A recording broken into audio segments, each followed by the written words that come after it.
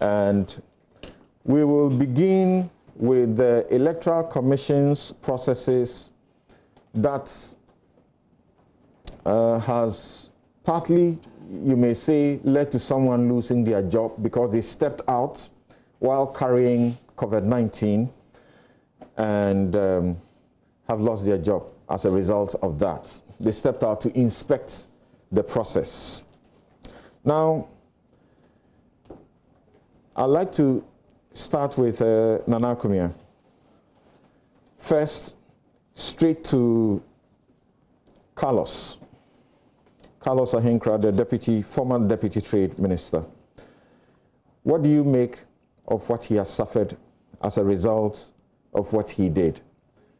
The question now being raised is that the president should not even have given him the opportunity to resign, and after the resignation, he should actually be facing prosecution. And the MPP as a party, according to Occupy Ghana, must take steps to revoke his candidature and find somebody else to do that job.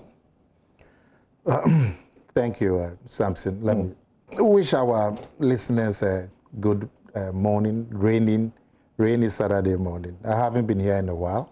It's good to take part in your discussions once again. Yes, Honorable Carlos Ahinkra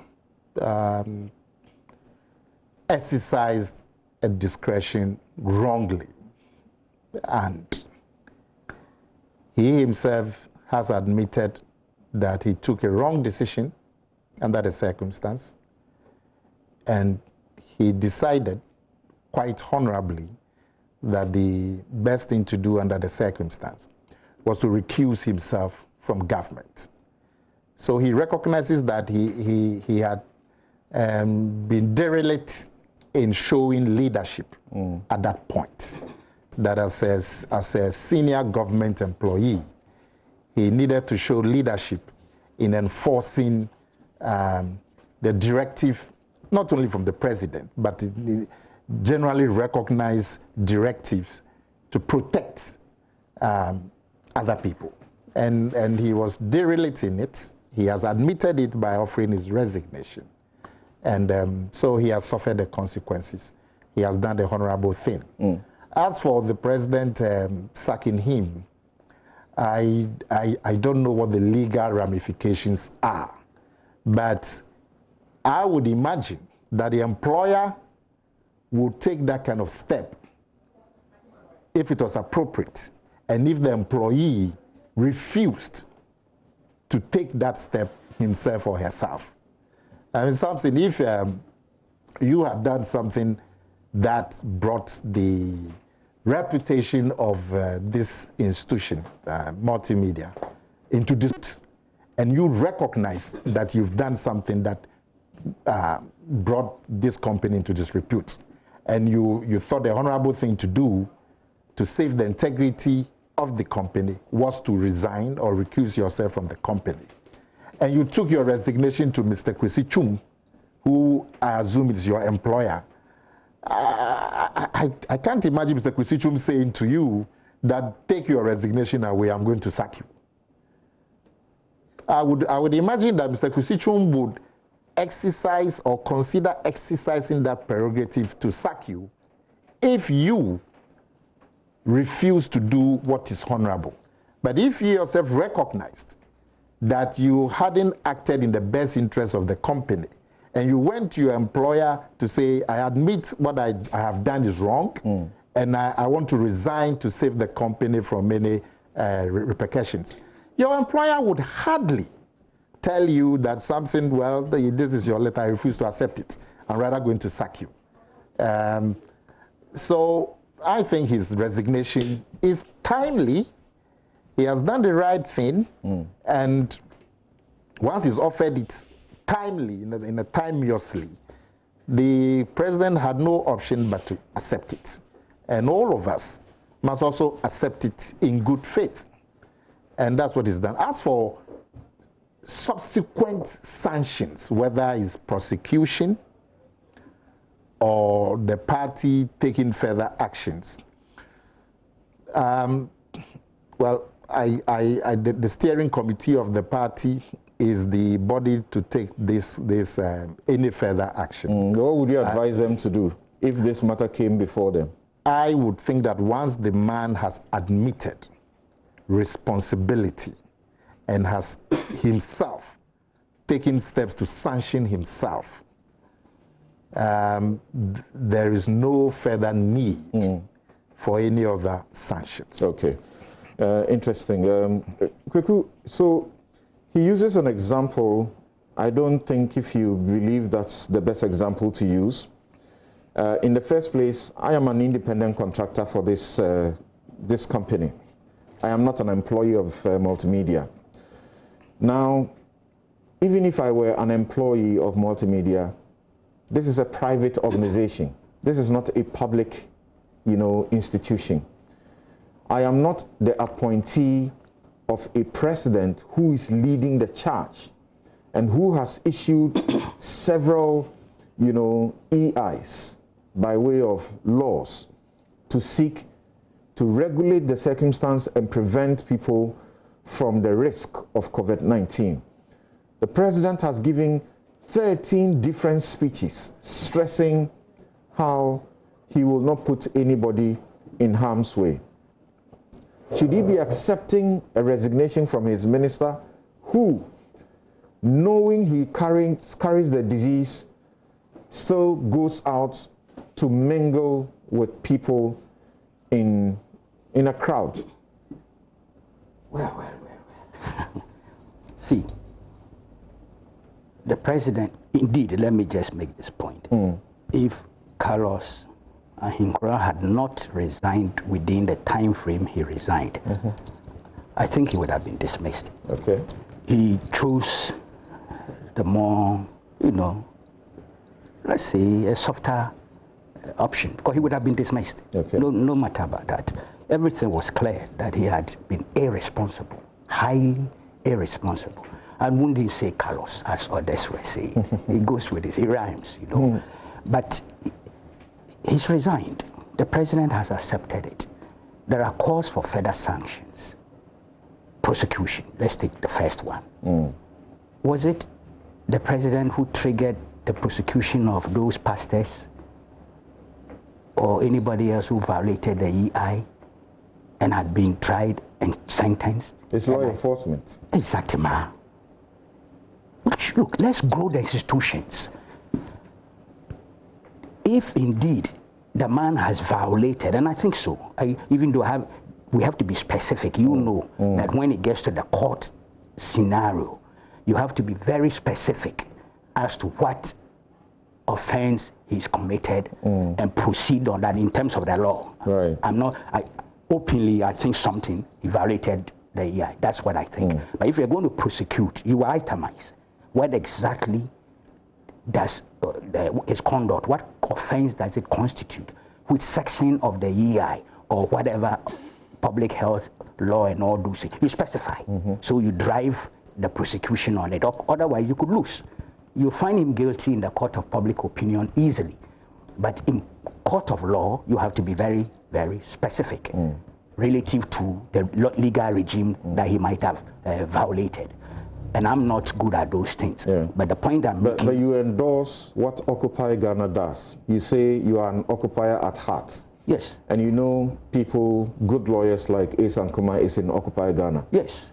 When they have said something, you know that they have a reason for saying it. Yes, I agree. And they have indicated a number of laws which have been breached. Yes, that's why I'm saying that then the prosecutor agency, the investigative bodies must build a docket. Right. You know that. You investigate, you build a docket, and then you see what to do next. Perhaps, I don't know if this case, the Attorney General will have to give an advice or not. I'm not too sure about that. I didn't bother checking those things. But I'm saying that let the appropriate agencies trigger that option. You don't need the president to call the agencies and say, go prosecute him. Don't we have precedents where the president, because of a high-profile matter, says, I have ordered the police to do ABC? It's not investigation.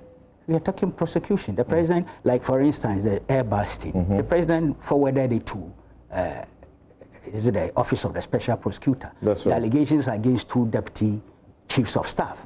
He forwarded it to the CID. Okay, I am saying that he's done those things. What stops the police, or what stops the investigative agencies on their own motion responding to the Occupy Ghana statement?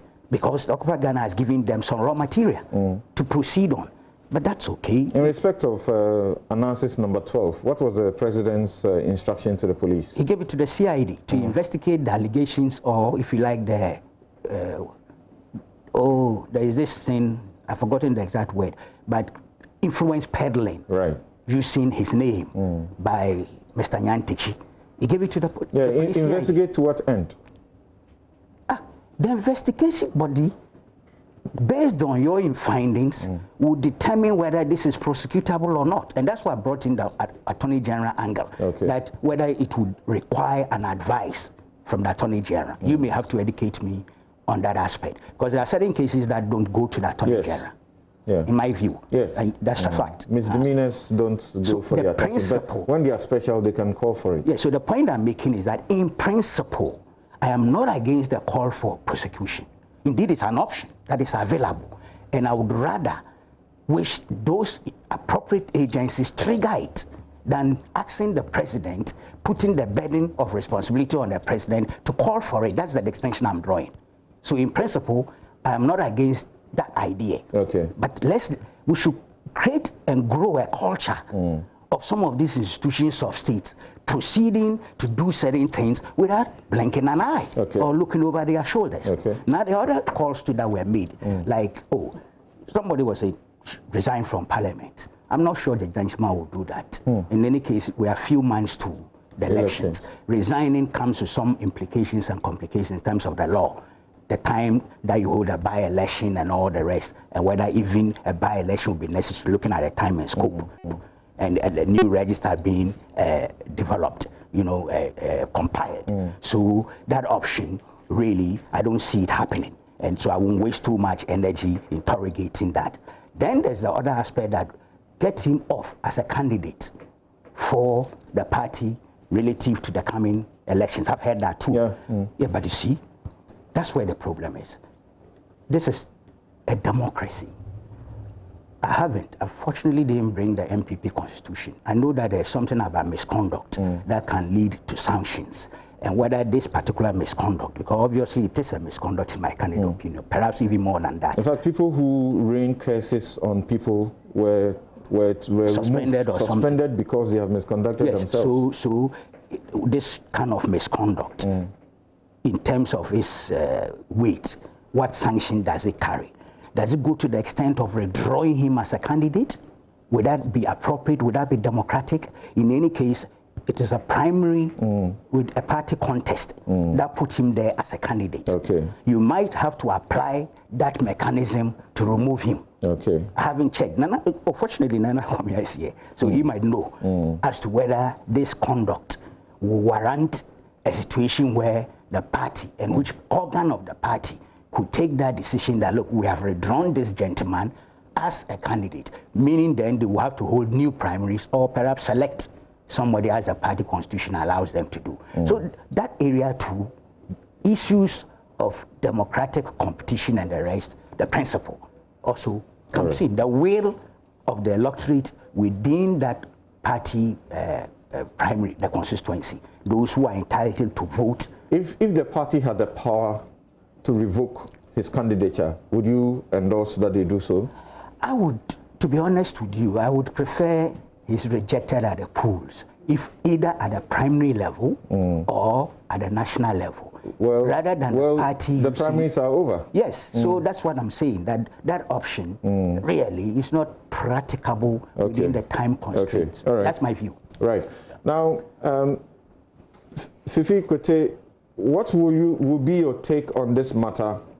And people are looking at it from the perspective of the effects of his conduct on the president as the man leading the charge. Thank you very much, Samson. Now, I've think this whole thing has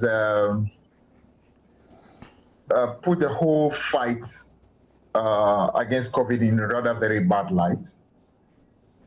Because, I mean, let's say the government is leading this whole process. And in terms of the examples that ought to be given, the best people who should be able to set this example should be those who are in positions of responsibility. I want to say that the public outcry was massive. There was huge outrage. And I want to disagree a bit with my good friend Nana Akomea when he sought to create impression as though whatever Carlos did was simply some kind of epiphany that had come to him, a sudden illumination that has made him to take that decision. That's not the case at all. If you listen carefully to his initial reaction in that interview, you could see that somebody who is really believing that what he did was okay, as long as he kept the necessary physical distance. So you could see, as far as concerned, he was totally unconscious of the implications of what he had done.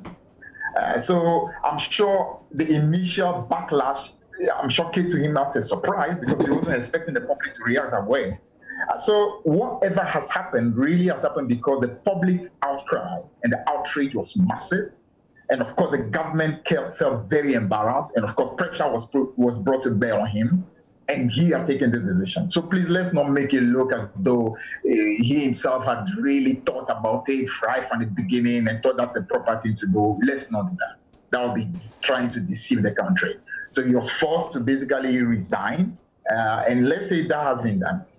I want to say that given the whole difficulties we are having with COVID at the moment, and the fact that some people actually are doing time, okay, they've been punished, they are in jail today as a result of having infringed that law, I can understand why the public just feel this is not just enough. Because it's almost as if we are treating those who are highly placed in one way and allowing those who are not highly placed, to be treated differently. The business about what my brother Quaicoe says that it is not a present responsibility because there's law enforcement. That may be true, but you clearly know that, especially when it is we have had such publicity related to people who have been prosecuted, people who are today doing time in jail as a result of having infringed that law. I don't think the president should be waiting necessarily, for law enforcement people to go and do what they've got to do. He should be able to put his foot down and say, listen, we have to set example. And this is the highest level of example that can be set. I can give you, maybe it's not exactly the same kind of analogy, but a similar analogy, where, for example, at the very beginning of the PNEC, a close relative of President Rawlings at the time was involved in an act. And in order to be able to show that example, that leadership at the highest level, then President Rawlings, Flight Lieutenant Rawlings, who was then the chairman of the PNDC, ordered that the right laws be put in place and the person has to pay the appropriate penalty to the highest level. So I'm saying in terms of example, the president simply can't say that no, law enforcement has to do what they got to do, because you know that when it comes to issues that have to do with government and officials of government or people close to the ruling party, law enforcement people by their very nature are kind of hesitant. And why should they not be? They rightly have a reason to be afraid, because if you don't know, you go and touch the sacred cow, you may be in trouble. Because once it comes to the people who are connected to the president, it's not exactly the same. You do recall, for example, at the very beginning of 2017, when the NPP came into office, some very flagrant, high-profile things that were done even at the Jubilee House, including assaulting of what you call police officers. What could the police do? Nothing. Why? Because you dare not touch anybody close to the ruling party, otherwise you may be in trouble. So if we just want to leave it for law enforcement to do what they got to do, they may be hesitant, and for right reason. Okay. Because they're afraid of victimization. So I'm saying it's not enough for the president to just say, yes, he has resigned and that's the end of the journey. I'm saying they should be able to still not order, but ask that something be done more than that. Right. Okay. Now, Professor Prof.Asare, beating a dead horse, what's the point?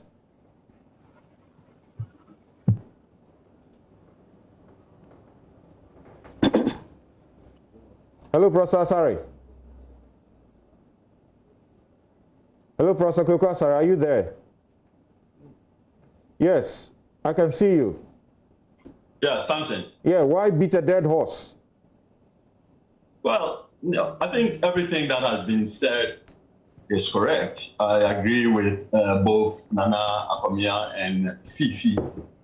But it seems to me what you are doing is really addressing symptoms.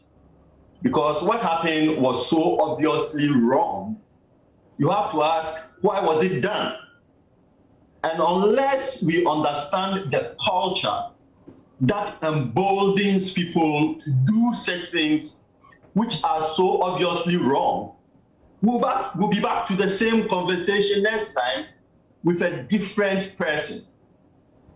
Is Carlos the only person who has engaged in this type of behavior? I don't know, but if I were to venture a guess, I would say he is the only one who has confessed to doing what he has done. So the culture here is one of win at all costs when it comes to politics. And that is undermining and destroying all of us, including all our institutions. People no longer make a distinction between good and bad, ethical and unethical, lawful and unlawful. When it comes to politics, it's all about what can I do to win. If it comes to primaries, what can I do to disqualify someone? If it comes to general elections, what can I do to disqualify someone? What can I do to get more votes that I'm entitled to? How can I register people who are underage? How can I register people who are not Ghanaians? How can I vouch for someone even though I have no basis of knowing that the person is a Ghanaian? So to me, there's a bigger problem than Carlos. And we have to do some reintrospection and look at what is wrong with the society. Because too many things are going on when it comes to politics. That to me is just galling. And so that's the only thing that I can add. And why do we, whatever we say about Carlos, why do we put, that's not the real problem. Okay, I get, dig deeper. I get that. But why do we put this to politics? Is there not law enforcement in place? Why is it that during the NPP primaries, there is evidence of so many people who violated the protocols? The EI's requirement is that whilst political rallies are banned, political activities are not banned. But political activities must have not more than 100 people. There was overwhelming evidence of that breach. More than 100 people. You must wear your face mask or you suffer the pain for not wearing a face mask. We have seen the evidence of many people not wearing their face mask or face shield or face covering as the EI requires. So why is it that it comes to the president must do something when the law enforcers are there? Recently, they did their own soup, and they said they arrested as many as 40 people who were flouting the face mask, regulation. Why must this be down to politics? Because, Samson, you have to be realistic. You have to understand the system that you live in. You have to understand that our institutions are very weak, and therefore, everyone looks up to the president. People understand that law enforcement itself is politicized. So when it comes to criminal prosecutions, for instance, when I was growing up, we only knew about Jekedaku. Jekedaku was not the Attorney General. He was the Director of Public Prosecutions. But he was revered, he was respected. Everyone knew that he was independent of the Attorney General and on his own. He could come after you if you engage in criminal behavior. Today, if you ask me who the Director of Public Prosecution is, I don't know. Why? Because I believe that we have so much tampered with and undermined our institutions that there's not a single person out there that you would ask, do you believe law enforcement is independent enough to carry out the prosecution of someone who is affiliated with government? The answer will be, are you kidding me? Resoundingly. So that's the problem. That is the elephant in the room that we must address. Interesting. That at some point in time, we have to say enough is enough. Let us develop independent institutions. And we are going to be talking about the Auditor General. Okay. So I don't want to say too much about that. But that is another independent institution that we must leave alone to do its work. Okay, so if we destroy them. Okay, so hold your fire on that. Hold your fire on that. Let me bring in Dr. Quaicoe, who is with the Electoral Commission. Doc, thank you very much for joining us. Good morning, my brother. My regards to your panelists and the Ghanaians as a whole. Thank you very much for making time, sir. Now, has the EC taken the time and trouble to identify the places that Carlos at the time was carrying coronavirus and visited, at least for purposes of the isolation, for contact tracing and isolation of your staff who were at these centers? Thank you very much. The officers on the field have been asked to let us know where the area that they're touched, and I know the COVID team is also doing those monitoring. So at this time, you can't tell us for a fact that the people may be out of danger. I'm not so clear about the question. You can't tell us for a fact at this point that your staff who were at these centers that he visited whilst he was carrying COVID-19 have been attended to, if necessary. My information is that I did not have direct contact with the officers there. Okay. He was rather interacting with the people who moved there. So I'm told that they didn't have direct contact with the registration teams. All right.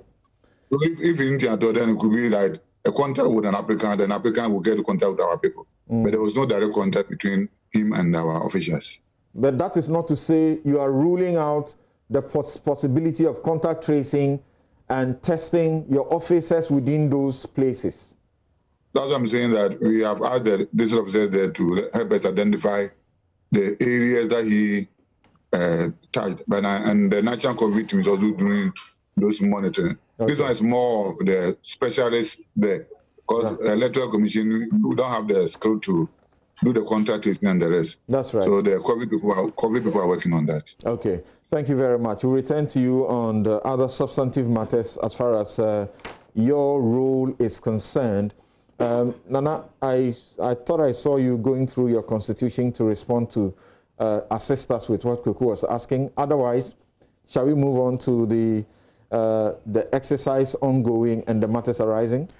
Well, thank you, Samson. My little point is that a call has been made for party to sanction Honorable Carlos Ahinkra. A call has also been made for him to be punished and prosecuted. These are early days. I would imagine that the steering committee of the NPP would consider other options as the party's constitution so prescribes. If the conduct of Carlos falls within the breaches provided by the NPP constitution, I have no doubt that the steering committee will take a decision. The call for prosecution, there are agencies and institutions responsible for that. The call has been made. I am sure in the coming days, they would also examine that call, and if there's any merit in it, I am sure they will act up to their responsibility. Okay. The business about Carlos being forced, that Fifi Kwetey, I don't know where Fifi got that from. Carlos obviously didn't take into account the full ramifications of the action. But subsequently, he must have realized that his action was completely out of order, and he has taken the necessary step. To say that he didn't know what he was doing, and so he's been forced to resign without any evidence is quite unfair to the situation. All right. Yeah, you know, I was surprised, indeed, intrigued by an example Fifi gave. He went as far as the PNDC era. What an inappropriate recollection, analogy. I was surprised. I'm sure he was referring to one Adi, who was Mr. Rawlings's nephew or so, and who shot somebody. The public tribunal found him not guilty, no, on some technicalities, and Mr. Rawlings came back and said, no, okay, retry. No, please, it's very important. Retried the guy who was retried and dealt with. First of all, we're talking here of an unconstitutional environment. So even that recollection for me was inappropriate relative to this one. But I can give him the same, many more examples where Mr. Rawlings himself, within the same context of the PNDC, glossed over so many things. So it's completely inappropriate. And even come back to the constitutional era, things he presided over without doing anything. So I think he shouldn't have brought in that at all. But let me tell you something, and I see the drift. Look, there's no need for us to lose faith in this democratic system. If you've lived under a dictatorship before, you would not for a moment give up, fold your hands, or give up on this system. There are people who have stood up. Look, you remember the late Awini, COP Awini. Yeah, I want to talk about. And you remember the incident, it was also during a registration period. His confrontation with the regional minister, who I think was the MP or an ex-MP. Yeah. Also plotted. Yes. We need to grow a critical mass of strong-willed people, backed by civil society. You don't give up. You don't say that, oh, it's the end of the road. You can't. Then we might as well go back to a dictatorship. Okay. The examples of Awuni, I'm sure there are just a few of them within the system because of the acts of victimization and all sorts of things, unfair transfers. When the police talk to you, the way they get dealt with, because they have dealt with a political matter, they get moved, thrown away from Accra so we give up. Some so village. Is the option zero option? And then they probably lose their family, having to transfer them to all the way. Some of them may be on study in Accra, where they are doing maybe an evening program or a Saturday program, weekend program, and they get transferred all of a sudden and they lose that opportunity. Samson, if some of us were prepared, we're not ready to put our necks on the line, we will not have this democracy. People died. That's right. Okay. So people died. People went to jail. People ran into exile. Well, not too many people. So those who talk and not too many people are ready to make those sacrifices. Then they better shut down. Okay. All right. So let's now get into the EC's ongoing exercise. Dr. Quaicoe, let's start with you. You issued a statement after the first day of the exercise to express satisfaction. The public was angry at you that it doesn't appear that you followed what was going on by the tone of the statement you issued.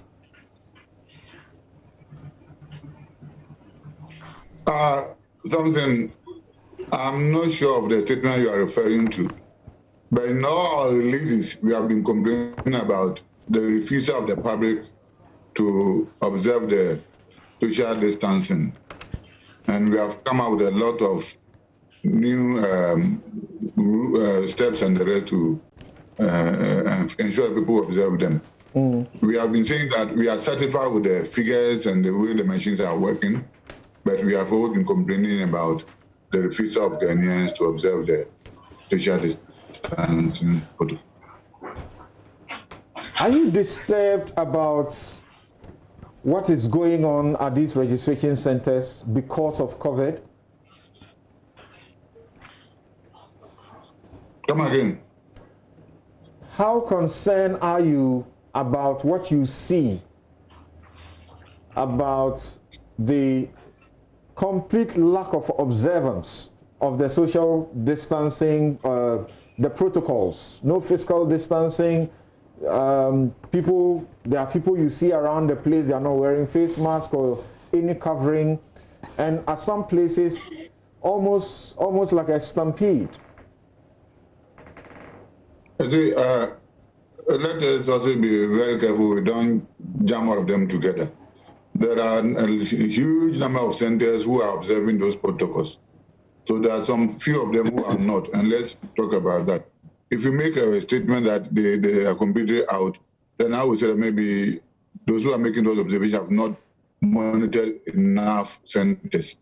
So some of the breaches are there, but it's not universal. And we are always coming out with different steps to attend to them. And if you wouldn't mind, I can take you through the steps that we are taking now. So you want to talk about new steps, not the initial steps that you said people have to go through.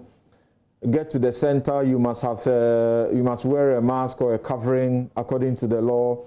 And then there are Veronica buckets, you said you supply them. There are sanitizers and so on. What new beyond that? I don't know whether you have been observing the system yourself. If you are maybe speaking from what people are saying, that's a different thing. But if you have gone there yourself, we realize that what we decided to provide, they are all there. But the challenges are that some places, they are not observing the social distancing, and some places too, before they go into the cordon of areas, the market areas, they put off their mask. And it's a universal thing that is happening in the whole country. And all of us should be concerned, not necessarily at the polling station. We should encourage people to observe the protocols because the disease is there. And as long as we are not asking people to observe them, they may not go to the Resignation Center to misbehave, in quote. But whatever they are, it's a concern. So we should all ensure that we all contribute our quota to continue to educate Ghanaians for them to appreciate that the disease is real. So whatever they are, as the law is, before they get out of their houses, they should be in the mask. Before whether they are going out or coming, they should be in the mask. And when they get into contact with people, they should observe the social distancing. And that is what should be observed. And we are trying our best to enforce them. Quaicoe, what do you say about what you have observed so far? Perhaps, like you said, I may not have seen enough, so I am depending on what some people are saying. Yes, and let me be honest with you too, I have not gone around checking on the spot myself. I haven't done that. But these days, because of technology and the vibrancy of the media, you are able to see live, playbacks of the scenes there. You go on social media to some of them. Of course, some are fake, some are not a true reflection of the situation. The EC is good. The EC is good at telling us what is fake. So far, they haven't told us any of the footage generated as a result of the registration is fake. Well, I'm not too sure about that. They haven't said so yet. No, I think I read something somewhere on one particular pictorial representation of an alleged registration center. I think I heard some, maybe it wasn't an official statement, it might have been an EC official who was responding. Let's get Dr. Quaicoe to clear that.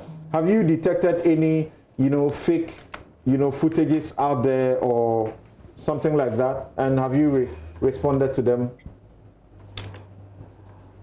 I'm not so sure because we are working from different angles. But what I'm saying is that we appreciate the concern. So no, sorry.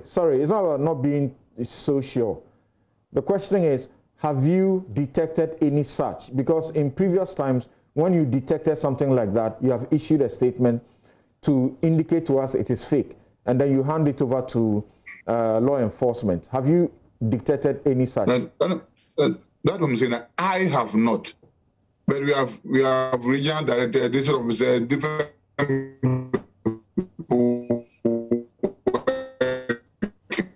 So I can speak for myself, but I may not be sure that this is happening somewhere. I have not seen any fake news. We appreciate that some people are not observing the protocol. Dr. Quaicoe, with the greatest of respect, you are speaking for the Electoral Commission, not in your personal capacity. So, Quaicoe, and I don't have all the information that I should give us, so I cannot come here and say that there is or there is not. One, I don't have that information. Okay, thank you. So Quaicoe can proceed. Yeah. I haven't seen any official release, but I think I heard somebody purporting to speak for the EC on one of the radio networks relative to a particular pictorial representation that appeared on social media. Okay. Yes, but otherwise, it is so obvious based on the majority of what we've been seeing that in terms of the safety protocols, quite a lot of places they are being breached.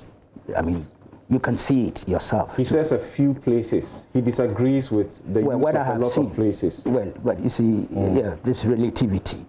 I wouldn't waste too much time debating that. I was talking about the number of scenes I have seen on social media and some of the television networks.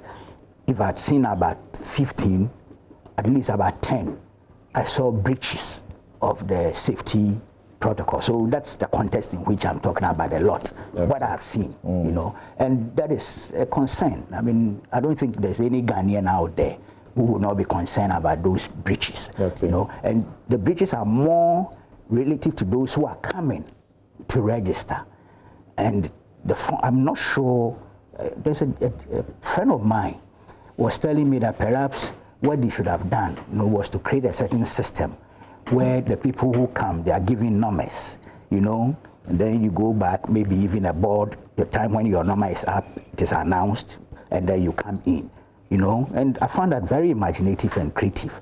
But the situation where everybody comes, where it may not be at the scene of the registration, but they are out there, and they are confessing, everybody, some have no marks and all. It's a real difficulty, and we need to look at how to go about that. No. Would you step in there to do this exercise? To register? Yes, I'll be registering. Why not? You will? Of course. Okay. Thank you. Nana, yes, let's hear from you. Well, thank you, Samson. Yes, I have also seen some footages. In some of the footages, there appeared to be order. People were in protective gear, people were observing social distances. But I even saw one just recently by my good friend, Okujeto, the MP for North Tone or something, where he had posted the scene at the registration, one of the registration centers in his constituency. And there was so much order, and he was very elated about it. I've also seen other footage where there was order. I've also seen a lot of footage where there was people getting together, totally disregarding social distancing. Now, this exercise is just at the very, very early stages, the first 2, 3, maybe the first week. And I'm sure as it goes on, the Electoral Commission will be looking at why some places are orderly and why some places are not orderly, and will take steps to replicate what is happening in the orderly places and replicate them as they go subsequently.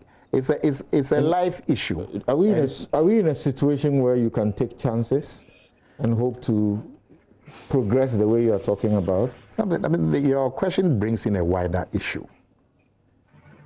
If we agree that we are in the period of political activity,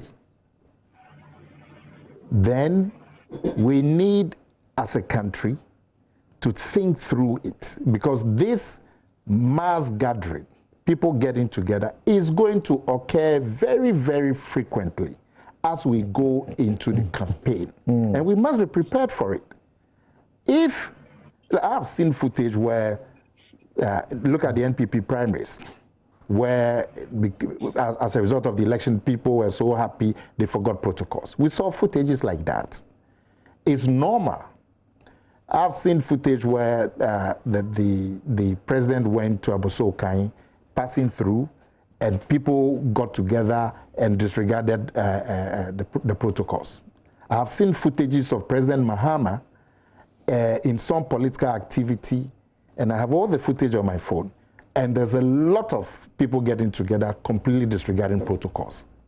And these are just the early stages. And as we go on, if President Mahama were to come onto the streets here, people would get together to cheer him. If President Akufo-Addo were to do the same, people would get together to cheer him.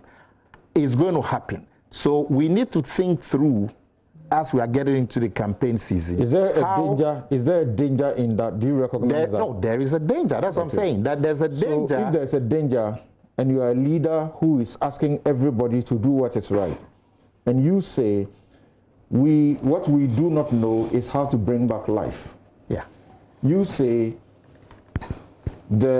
once you step out of your front door, you are at risk of catching coronavirus. You issue all the measures and say we should do all of these. And then you know very well that once you step out, you put people in danger, and yet you step out. But that's what I'm saying. Is that good leadership? I mean, if you pursue your argument, then the president should not step out. Then President Mahama should not step out. Then MP's campaigning should not step out. Because even me, the last time I went to pay condolences to a bereaved family in my constituency, when I got to the house, in 10 minutes, there was a crowd of 400 gathered into the house because they heard that the former MP had come around and everybody wanted to come and see me. They hadn't seen me in a long time, and to say hello, and for whatever reason. 400 people in the compound. I didn't know about it. They heard it, and they came together. Now, am I then going to say that because of that, I wouldn't go and offer condolences to a bereaved friend or something like that? So I should be mindful of it happening, because we cannot say that in this campaign period, President Mahama should not go out there and campaign. Because once he does that, people will gather to listen to him, and you would have this situation on our hands. Once President Akufo-Addo goes out there to campaign, people will gather. Unless we decide that what do you understand by the law, by the EI issued by the president itself, which you violate at the pain of sanction, of potentially paying 12,000 or between 12,000 and 60,000, or go to jail for 4 to 10 years. He says, and that's the law, political rallies are banned. Political activities are allowed,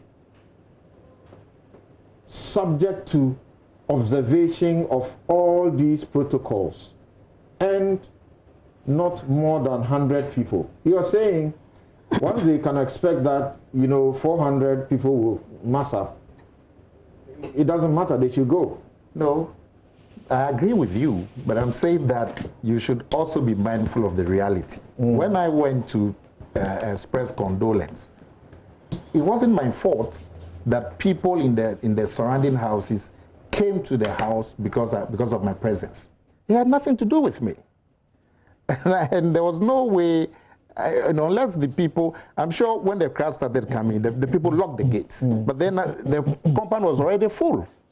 That's what I'm saying. Going forward, we need to avert our minds to this phenomenon.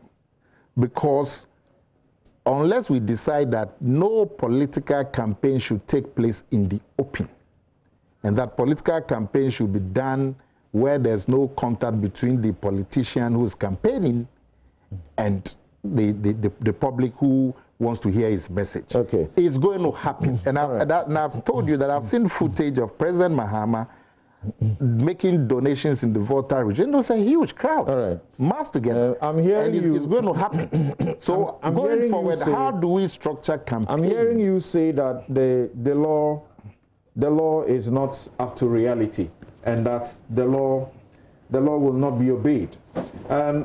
Fifi,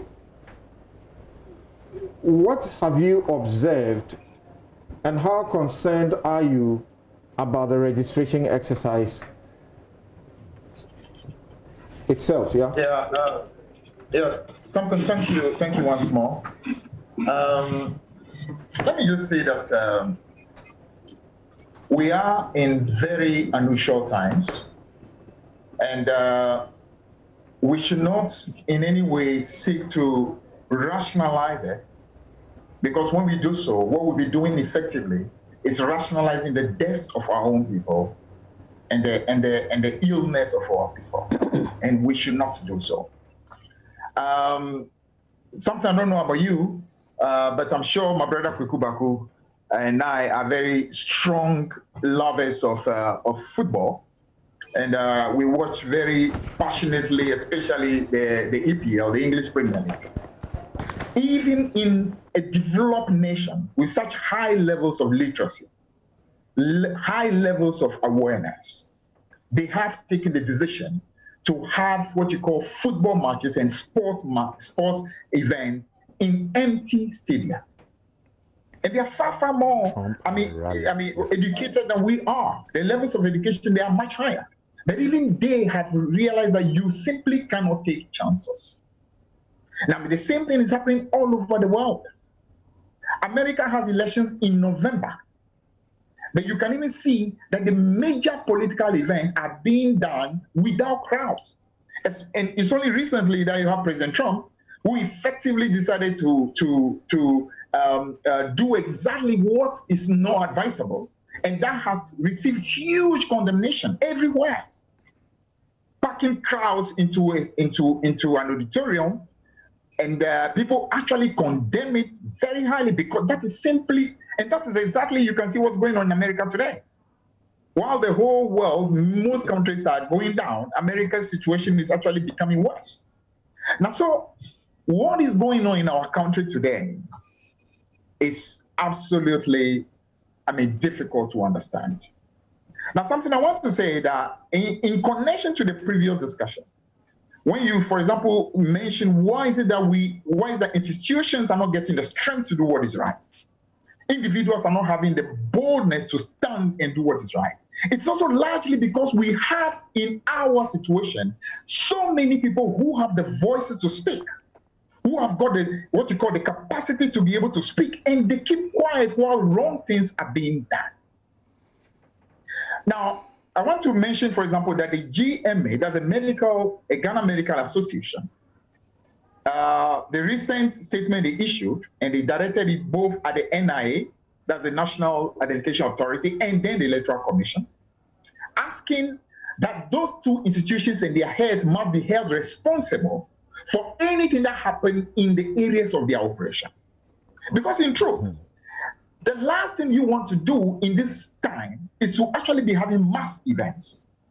Now, so that even tells you the appropriateness of even having this mass registration that we are having at the moment.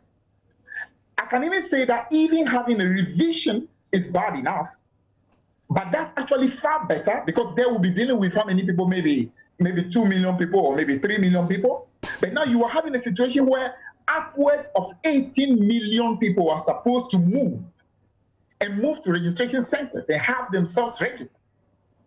And we all know that, in fact, the president himself has quoted it several times, the virus does not move. It is humans that move it. Now, so to the extent that you have 18 million people who are moving, and this is being done on a day-to-day basis for a period of upward of 1 month, this is potential disaster. And the question is, who should be held responsible? I want to say the President of the Republic, his government, have to be very responsible for what it is we are having. Because you can't in one breath take decisions that closes churches, closes schools, ask people not to have large meetings. Even today, you say political party rallies should not be done. Then at the same time, you actually allow a situation where we are having mass registration simultaneously of the Electoral Commission and also of the NIA. Now, people are now saying that individuals must take responsibility, which is true. Individual responsibility is always going to be the case. But I'm saying, even if you have developed democracies like America, with the high levels of education, even they know then you simply can't leave it to individual responsibility. That's why they are not allowing for mass grouping. They are not allowing for events. They're not allowing for guess what, Fifi, guess what? In America, yes? If you decide to attend Donald Trump's rallies, you go there at your own risk. And the campaign team of Donald Trump have put a disclaimer. You must first go online and register to attend.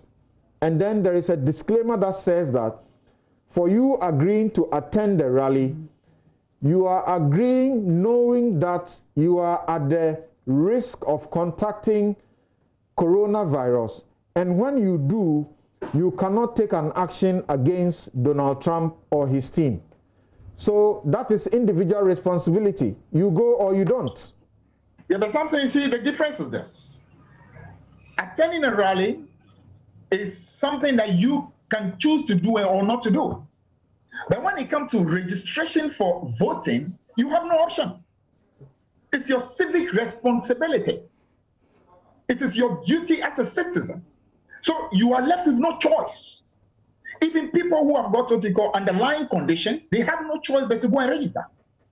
I mean, aged people who absolutely are very prone to fall into this and possibly having difficulties, they have no option but to go. Now, who is imposing this? Who is imposing this on the people of Ghana? Obviously, you and I, we know. You and I, we know. Now, so it's important for many more voices to speak up.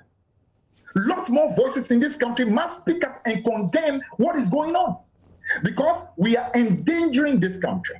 Now I want to say that even if you look at what happened at the MPP rally, MPP primaries, which itself was a high level of irresponsibility for the ruling party to organize primaries and then allow for the kind of things that we saw.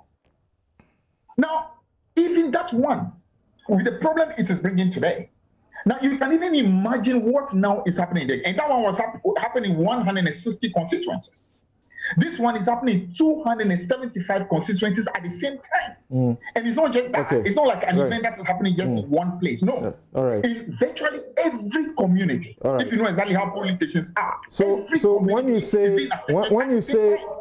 say people must speak up, they should speak up and say what? And condemn.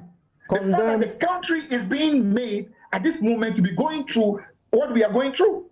For example, why? For the sake of public health, we should be able to prevail on the leadership of this country to be able to come to the realization that this thing that we are doing is going to be total chaos and destruction to our country. Okay, hold on there. Professor Prof.Asare,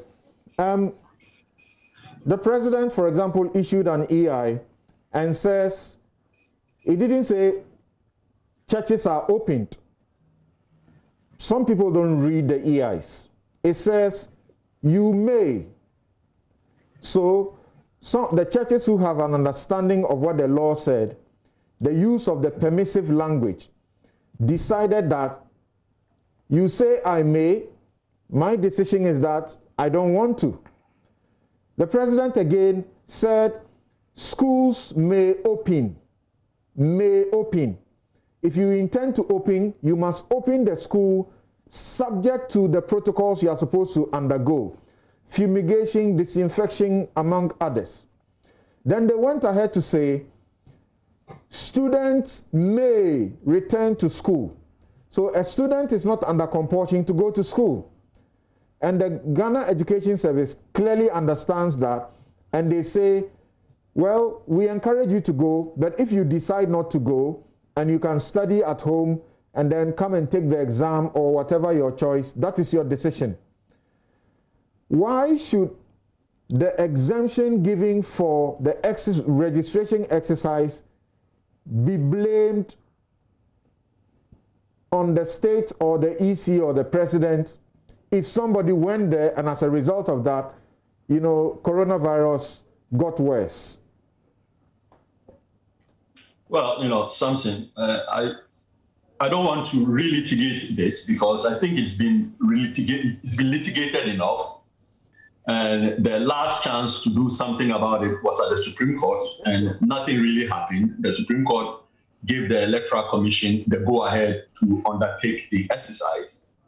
I believe Fifi has made a good distinction between discretionary activities and an activity like registering to vote, which really you cannot just decide, well, I don't want to do it, because if you don't do it, it carries with it so many consequences, including sometimes even your ability to run for a future, for office in the future.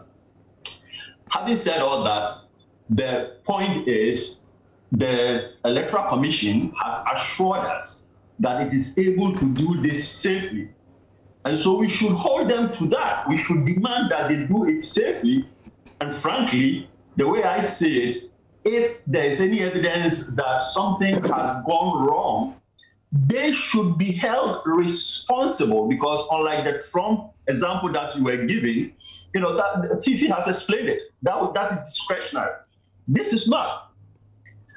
Rather than litigate it, let us figure out ways to monitor continuously what is going on and make adjustments as needed.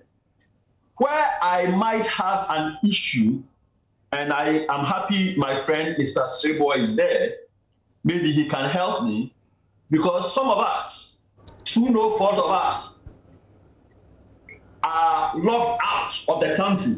We cannot come in, therefore we cannot register. Many of us, including me, we were previously registered. There was really, as far as I can tell, nothing wrong with my registration card. They have rendered it obsolete. Now I can't come and register. What specific plans do they have for people like me? That's the question I would want him to address. Right. Whilst he gets ready to address that question, what would you say to anybody who says you cannot be right by saying that the EC should be held to improve the situation, when they have clearly told you before you come to the place that you have to do these things to reduce your risk? Well, you know, of course, individual responsibility is important, but they are in charge. They have invited people to come and register. And so they have ultimate responsibility to secure the safety of these people who honor their invitation to come and register. To just say that, well, we have said X, Y, and Z, and if you don't do it, we don't care, that's not good enough. It would almost be saying that when it comes to voting, we'll tell you that vote once, but if you decide to vote 5 times, well, that's your problem. No, the EC has a responsibility, an affirmative responsibility to provide a safe place for people to show up. Okay. They went to the Supreme Court and gave the assurance that they are able to do it. And so I don't think we should relitigate that. We should hold them to their own words, that they are able to provide safe grounds for people to come and register. If they can't do that, then there's a big problem.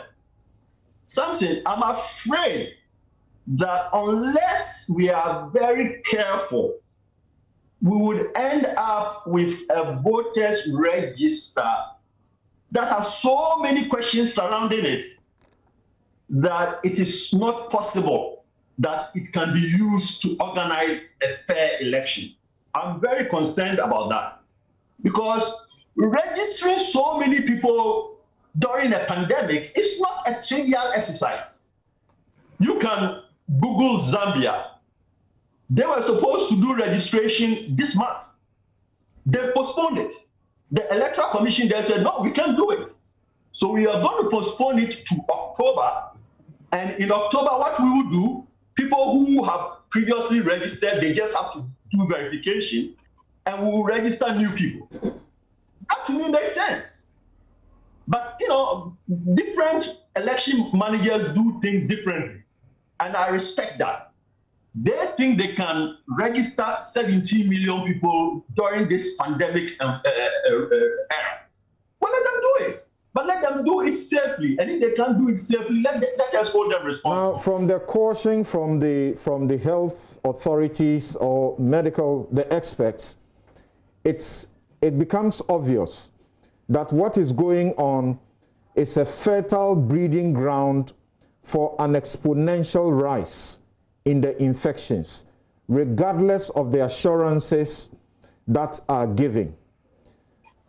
Would you suggest to the EC, the Supreme Court has not compelled them to go and do a registration. Would you suggest to them that they should consider halting this process?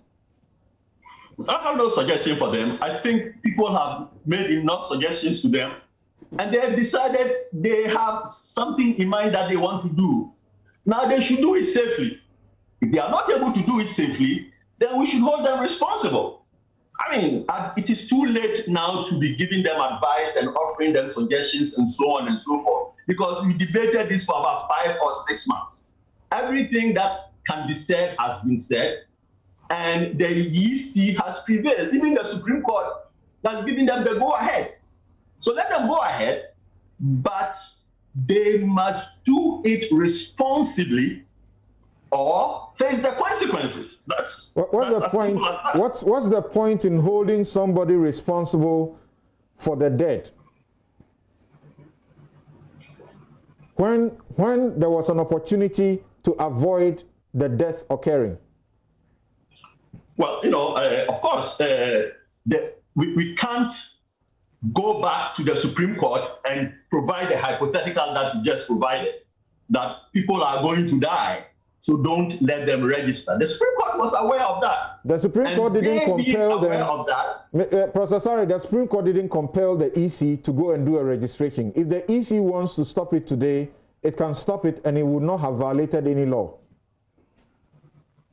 I don't know. I think, Samson, you are really in the realm of hypotheticals, because we have been having this debate for about 5 months and 6 months, and it is very clear that the EC has decided that it is going to do a new register. Not only has it decided, it has actually started doing it. Okay. And so while it is doing it, you are asking me to advise them to stop. Well, I wish, my words were very powerful, but I don't think they are. Okay. And therefore, it is better to talk about the more realistic things. The more realistic things are, how do you create an environment where this exercise can happen safely? For instance, every polling station, or depending on the size of the polling station, the EC can earmark the number of people who show up for registration on any given day.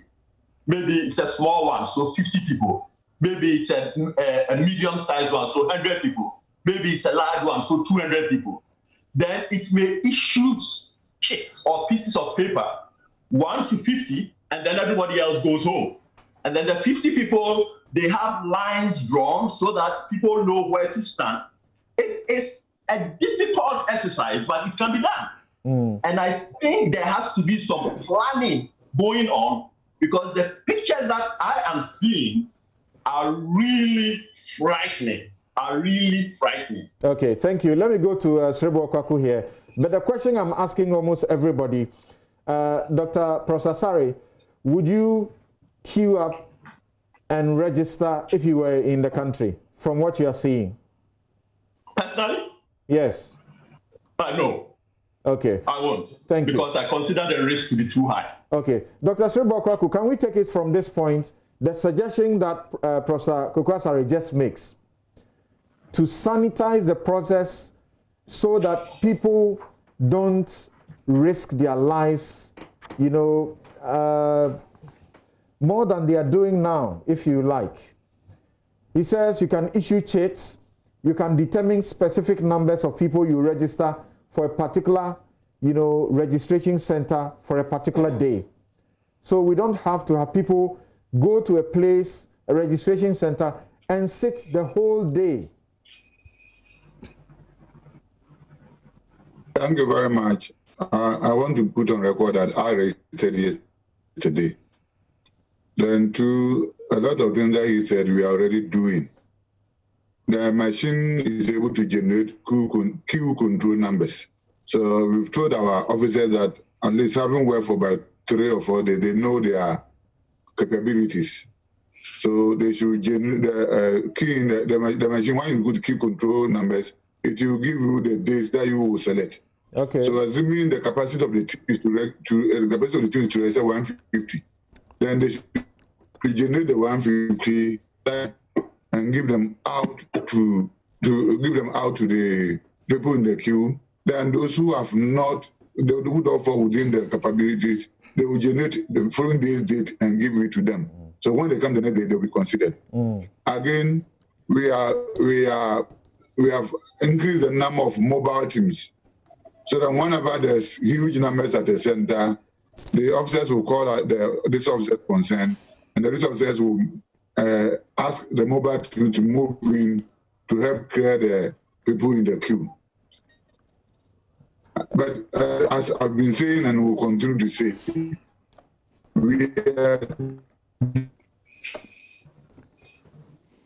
okay. Dr. Quaicoe's line is getting bad. Okay, so let's get to fix Dr. Quaicoe's line.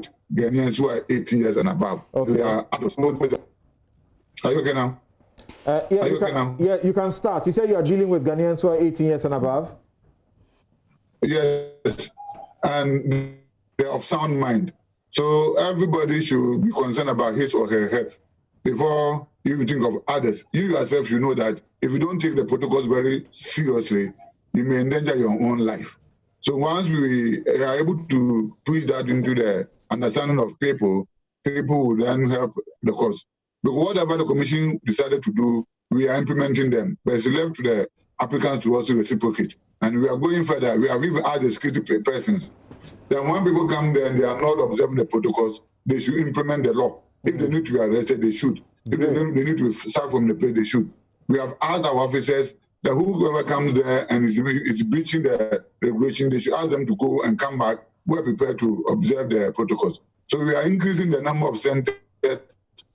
We are increasing the number of mobile teams, and we are also asking anybody who matter to also speak, so that people will appreciate that we are not in normal times and we should abide by the protocols. Once we continue to observe this, it will be done. I want to say that Mali has done election during the protocol. Malawi has done it.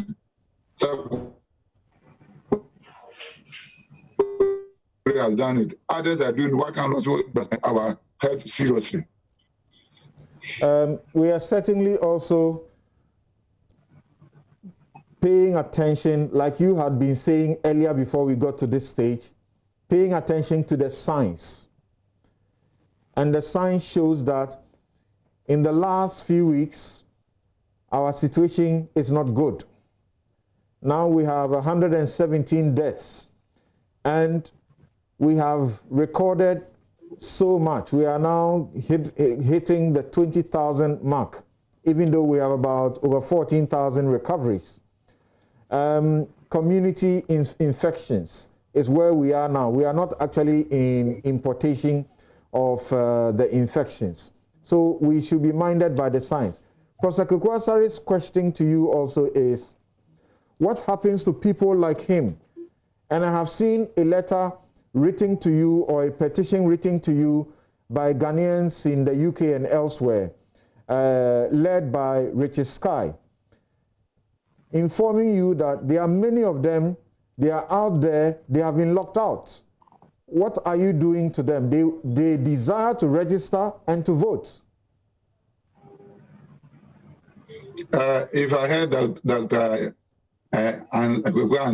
clearly said that he will not register. So those who want to register, while the ban on the travel outside and inside is lifted, they will take the next step. The law clearly says that if you are registered not less than 60 days to an election, you can be added to the list for that election. So if the ban is lifted and we have more than 60 days, then clearly we can register them and put them on the list for them to vote during the 2020 election. We should bear in mind that I don't know whether we will decide that we are going to conduct election on the 7th December. But if we are going to conduct the elections, then all activities that are supposed to be done should be done. Bearing in mind that we should all take the necessary protocols so that we don't infest ourselves.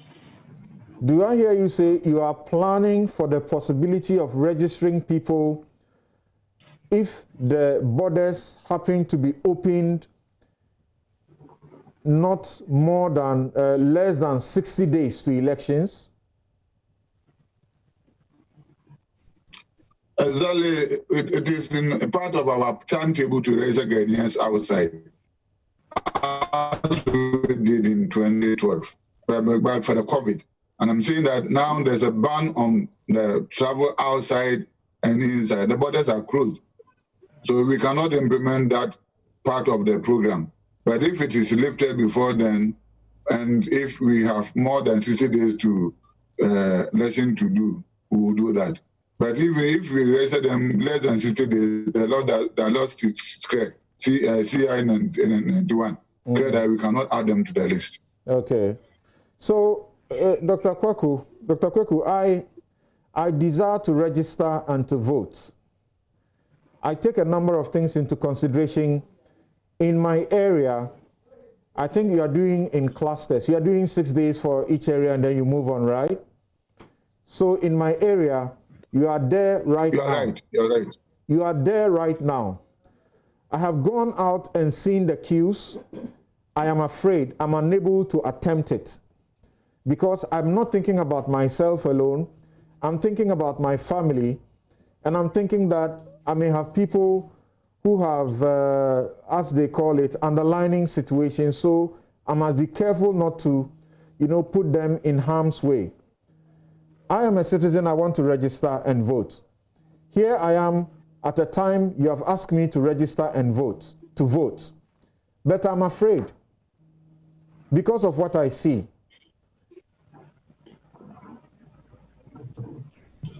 Yeah, so what we will do is that after you have spent the 6 days at your place, we'll move on to the next phase. We will continue to finish all the 5 phases. Then we will have time for mop-up. So we will come back to a place where people are still there not registered for the mop-up. Okay. When we finish with that, we will open our offices at the district offices for further registration up to the time that you cannot add to the register, and we will close. So you have time to go now. If you are not able to finish, we are finishing the first phase tomorrow. Then the next batch will start from Monday. If you are not able to fall within, then you wait for the mop-up. If you are not able to do the mop-up, you wait when we go to the district offices. If you are not, then as I said, if we register you less than 60 days, you'll be registered, but you cannot be added to the list of people who vote on the 7th of December, because that will be against the law. Okay, that's assuring. Any comments to the assuring message that he just gave? Very brief comments. Any one of you, gentlemen? Okay, something. Thank you. Nana Akomea starts. His comments are reassuring. Like I said, the exercise is in its early stages, and as the complaints come, as we go on, the EC will take measures to minimize the dangers. And I'm happy that they seem to be alive to that responsibility. The business about the president, Fifi Kwetey, tried to partisan this little discussion. I'm terribly disappointed. This business about the president of Ghana to be blamed for imposing this registration, where is it coming from? In the NDC time, when they supervised registrations by the Electoral Commission, they said the Electoral Commission was independent and took independent decisions. In the end, another government's time, when the same Electoral Commission is taking decisions, then it is the president who's imposing. I mean, Fifi, we need to rise above this. As we speak, we are entering the season of political activity. I have videos here, if you are so minded. I have about 4 videos here of President Mahama campaigning. And you should see the complete disregard for the safety. You seem to be focusing on President Mahama. No. I have also mentioned President Akufo-Addo. Okay. If you remember. But Fifi's point is, it's not that the president is imposing, but we are in COVID times. Who moves out? Who gets an exemption to do what is determined by the president. It's the president who has determined that the EC has an exemption and that the National Identification Authority, they have exemption to do this mass process, whilst all other institutions are banned from doing any such. The president also decided that political activity can go on. Should he then arrest President Mahama for engaging in political activity that brought people together to disregard the protocols? And when you see the videos, you understand, I'll give the videos to you, maybe later you can play them. So it is all of... You refer to the president going to Abotoka. Yes. Should he also then be arrested? But that's what I'm saying, that you are going to have a situation where we need to think through and anticipate that this is going to intensify as the political activity gets heated up. And so we need to design rules of engagement. If we are really going to take the decision that political activity should not take place in the open, but take place in studios or whatever, we have to recognize this. We shouldn't partisan it as if it is one person who is doing it. It cuts across. And think through it and find ways that we can minimize the dangers. Because as we go towards December, it is going to increase. And it will not be coming from one party. Okay. And if you partisan the debate, it will be NPP, NDC, and will not get any. So that's supposed to be very brief comments to the last portion of what Dr. Quaicoe had to say. And let me read something that may be also in that direction. This is an observation from Prince. He's the former MCE for Techiman. He says that he's monitoring in his area, and here are some observations. Where chairs and canopies are provided, the observance of the COVID safety protocols is up to scratch. So the EC will take note. Where chairs and canopies are provided, the observance of the protocols is up to scratch. Where there are chairs without canopies, people get crowded under whatever shade is available. So his suggestion is, number one, individual responsibility. EC must ensure we have at least 100 chairs and a couple of canopies at every center. He has learned that the EC has budgeted for that. So that's, they are rather seeking to let the assemblies and the parties take that responsibility. He wants your education on the number of days for the exercise to be improved. People are rushing on the first day, but later they realize that going there for a while, after going there for a while, they realize that it might get to their time. So the education is important. Yes, Quaicoe, briefly. Yes, a quick one. Just play back a bit. This is a press release dated 30th June 2020 from the EC, signed by Silviano, Acting Director of Public Affairs. And I think that's what I was referring to. I heard her talking. She says, I'll just take a relevant paragraph. Our attention has also been drawn to a photograph making rounds on social media, purporting to be a scene at a registration center. The photograph does not show the usual registration center setup that characterizes all EC registration centers. It just shows a large crowd gathered together in an area. Again, the originator of the photograph does not indicate the registration center where the photograph was taken. This is not a registration center of the EC, and we call on the public to disregard it. That's what I think I was referring to. Thank you. Unfortunately, the director is unaware. Is it possible we can make? Yes, Fifi, yes. Yeah, Samson, thank you very much. I heard Dr. Sribo mention that elections have gone on in Mali. He mentioned a few countries, and therefore, I mean, it's really nothing unusual in our country. Let me just explain quickly that yes, an election is a day event. So let's even assume that that itself is even not very good. At least it's limited to a day. What we are having now is actually having an election on a day-to-day basis for a period of at least 1 month. And this spreads across the whole country. So the two are not the same. Totally different situation. Now, I also want to say that this situation where he's trying to shift the responsibility to people rather than to the Electoral Commission is totally unacceptable. It's like, for example, you open your stadium and ask crowds to come into the stadium, then later on you tell the people that as you come into the stadium, you are blamable if you do not observe physical distance. What business do we have opening the stadium in the first place? Why should we open the stadium in the first place? That's why all over the world, everyone is aware of this danger, and therefore they are closing places where you can have huge gatherings. Now, so if you literally, by your own decision, because this is actually the decision of the EC, if you recall, the Electoral Commission, I mean, in fact, during the referendum, the one that was supposed to lead to partisanship at the various assemblies, district assemblies, the Electoral Commission went in line with the president when the president realized that that decision to go partisan was not going to go. Now, it shows that there is a possibility where the Electoral Commission can actually realize that no, this mass thing is going to be a problem. At worst, let's make it one that becomes almost like a revision that reduces the number of the people who are going to. It's going to be limited to only people who are 10, 18. Then it becomes much easier to be able to monitor and keep proper physical distance because the numbers will be much lower. All right. But you have chosen through your own intransigence to force the situation where 18 million people would have to move, and wherever they move, the virus moves, and then later on you come and say the individuals are to be held responsible. No, you are to be held responsible. You have to be held responsible. Don't push the blame onto individual. You must carry the blame. And that's why I back the GMA's call that whatever happens in those centers, anybody who perishes, anybody who gets that disease, you, the leaders of the Electoral Commission, have to be held responsible. So stop passing the buck. Okay. Professor Prof.Asare, what will be your reaction to what seems to be assuring from Dr. Quaicoe?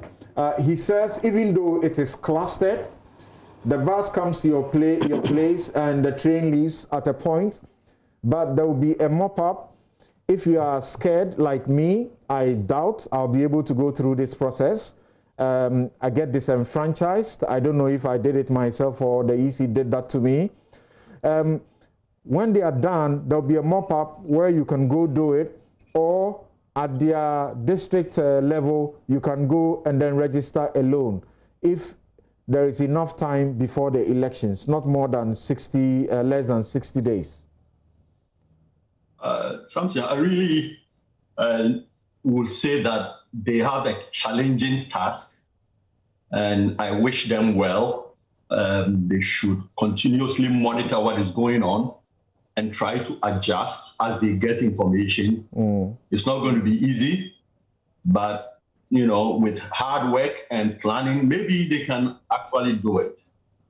Beyond that, I think everything that we are saying has been said 1,000 times. So I really don't have something useful to add to this conversation that we've had over 6 months. Okay. So one of the aspects we have been speaking to about COVID-19, Kwame Sapong-Asiedu says, Nana Akomea is being realistic regarding our mass aggregation when it comes to general elections. However, in these times, realism is an acceptance of increased morbidity and possibly mortality. Anyone in our politics must remember the sick and the dead often don't vote. All political actors better take heed. There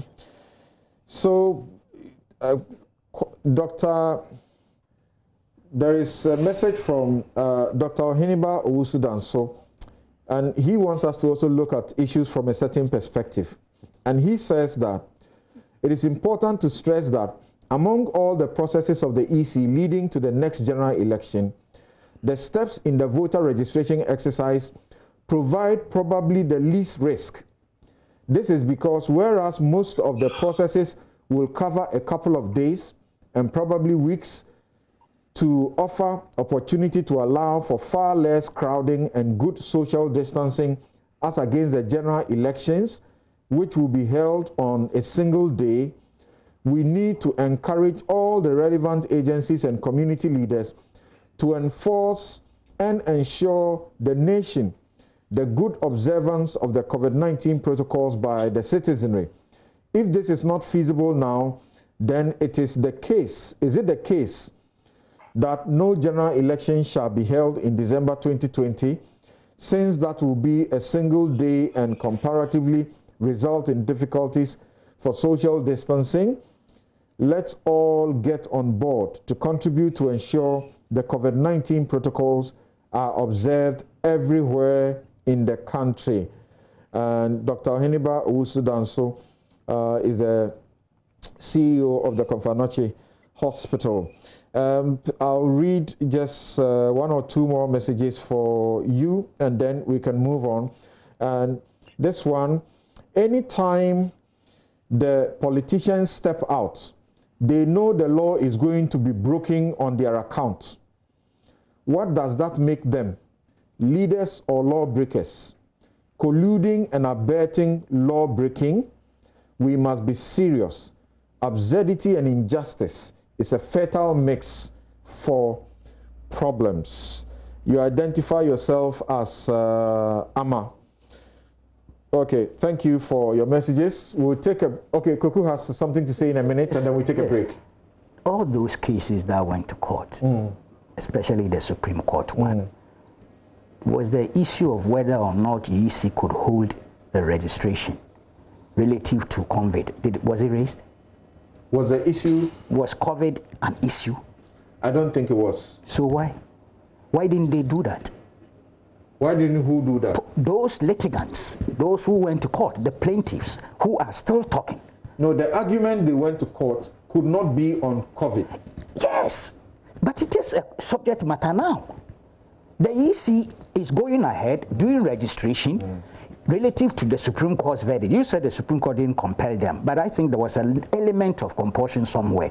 If you have to do the registration without the old register, voter's card, relative to CI 126, that itself compels you to do something with it. Okay, I suppose that's what Professor Kwetey was seeking to stress. Yes, so my point is that the issue of COVID and its implications for the register, the new registration, never arose in the Supreme Court. Yes, so you are not saying it cannot be raised now because people are seeing that in the crowd. But I was thinking those... here personally, I am telling you that I have seen the queues. I want to register because I know my voter's ID card had become useless. But Simpson, I can't go there. Simpson, if you protect yourself the way you are protected. There's a queue.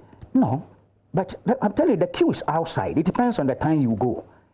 There's a time, and it's many days. It's a big queue. No, so I know that once I show face in my area, so you will not register. Be giving the privilege. No, I'm asking you. I may be giving the privilege to be asked to step forward. Would you register? Would you register? I doubt I might do it. Wow, you will not. I doubt I might do it.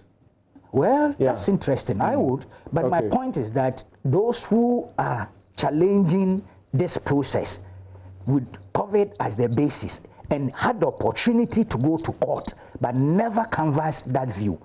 Should not waste our time. Okay. All right, so we take a quick break. We'll return to wrap up around this, or we are done with this subject matter. Dr. Srebo Quaicoe, if you have any final comments to give us, and I think it may be important for you to stress the timelines that you have and the steps of the opportunities at each time that people have, as your final word before you take leave of us. Okay, Samson, thank you very much. But I briefly to comment on Honorable Fifi Kwetey's comments. The issue is that we have discussed the issue of compiling and not compiling the rest.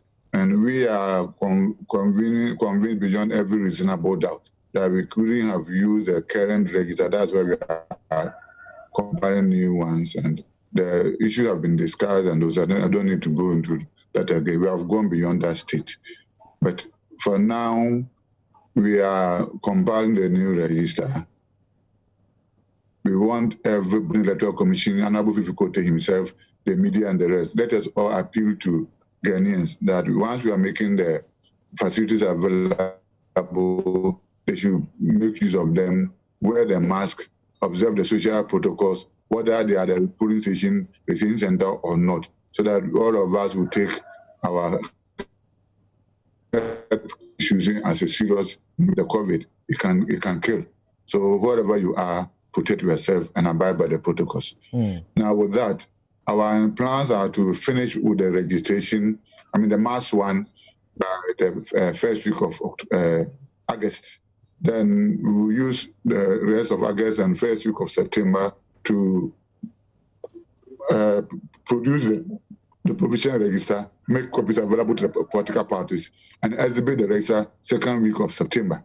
Once we do the exhibition, there to the protocol should be observed. We finish exhibition in September, then we are expecting that by the end of September, the registers will have been certified because by law, when we finish the exhibition, we will should there will be objections against names in the register which should be deleted. There will be application for inclusion. People who have duly registered, but maybe because of one or two things, their names were not captured in the register. Then there will be people who apply for corrections to their data. Because one of the canons for credible is accuracy. So once your name is wrong, spelled, your date of birth is wrong, whatever it is, we need to correct all those things. We'll correct them, then the district magistrate, who will be the revising officer, will certify the register. Once the register is certified, there is no more provisional register, it could be used. Our plan is to do nomination for both parliamentary, presidential, second week, between first and second week of October. Because by law, we should do nomination not less than 30 days to an election and not more than 90 days. So we want to go 60 days to the election to do the nomination. And the reason is that once you have up to 1 month to do it, you have enough time to produce the notice of poll and also produce the ballot papers.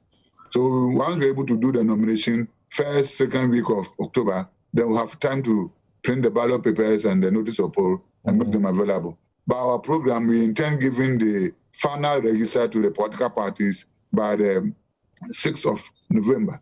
In addition to that, we need to compile the list of special voting for those who qualify, because those who, by their nature of work that they will do on the election day, cannot go to the polling station to cast their vote. That will be done probably first day of September, so around that, for them to do that. But before you can do that, you should apply not less than 42 days to the election. So those people will be given opportunity to apply for special voting. Also, people will apply for a transfer of vote because of, especially those who are the students. They have been called to the schools. They are final year students. A lot of them are 8 years and above. They will give opportunity to register. But by the time the election will come, they will have finished school and gone. So we're also going to give them opportunity to also register and transfer. And that means that the CR94 will be amended. We have already made a proposal is now before Parliament. It will be amended to accommodate them. People who also want to apply for PROSI, they also have not less than 42 days to apply. All these things will be done before we have the final result for the various polling stations to be used. And all these things will be done. All right. Once we want to do the election on the 7th, educating to observe the protocols. Okay. Very finally, in a minute, in this day and age, the EC has no online option for this process. So I could simply go through the process online. There are a lot of things. There are a lot of things that EC can do by the politicians. Anything that you do, they want to be there and see. They don't trust the system. Even after we have finished the election, the same place, the ballot papers are offloaded. We come to the hearing of everybody and the clear views of the people. At the end of the day, the election has been made. That is why in Ghana, I personally will never recommend voting. Because somebody will tell political parties begin to trust the system. A lot of the online things will not be an option because they don't try the system. Okay, thank you very much, Dr. Quaicoe. A very good friend of mine, Anshre, he's an MP. He's saying, Samson, what am I hearing? You are not going to register to vote. I need a certain assurance. Once I have it, I will do that. But I think I must be alive to vote. We'll take a break here. We'll be right back to go to the HR manager who has ordered one of his staff to go on leave for 123 days. The staff complained. Then he has extended it to 167 days. What's going on? We'll be right back.